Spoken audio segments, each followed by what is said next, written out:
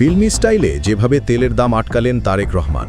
দেশের বিভিন্ন ফিলিং স্টেশনে যখন তেলের জন্য হাহাকার শুরু হয়েছিল, সাধারণ মানুষের মধ্যেও তখন ছড়িয়ে পড়েছিল চরম উদ্বেগ ও আতঙ্ক। এমন পরিস্থিতিতে জ্বালানি তেলের দাম বাড়ানোর একটি প্রস্তাব আসে সরকারের উচ্চ পর্যায়ে। তবে শেষ মুহূর্তে সেই সিদ্ধান্ত আটকে দিয়ে স্বস্তির খবর দেন প্রধানমন্ত্রী তারেক রহমান। শনিবার প্রধানমন্ত্রীর কার্যালয়ে জ্বালানি পরিস্থিতি নিয়ে আয়োজিত এক উচ্চ পর্যায়ের বৈঠকে জ্বালানি মন্ত্রণালয়ের পক্ষ থেকে তেলের দাম বাড়ানোর প্রস্তাব তুলে ধরা হয়। বৈঠকে জ্বালানি মন্ত্রী ইকবাল হাসান মাহমুদ টুকু ও জ্বালানি উপমন্ত্রী অনিন্দুর রহমান অমিত সহ সংশ্লিষ্ট কর্মকর্তারা উপস্থিত ছিলেন।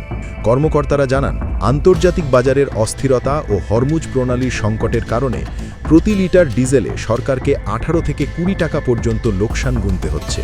তাই দাম বাড়ানোই একমাত্র বাস্তবসম্মত সমাধান বলে তারা মত দেন। কিন্তু প্রধানমন্ত্রী তারেক রহমান সেই প্রস্তাব সরাসরি নাকচ করে দেন।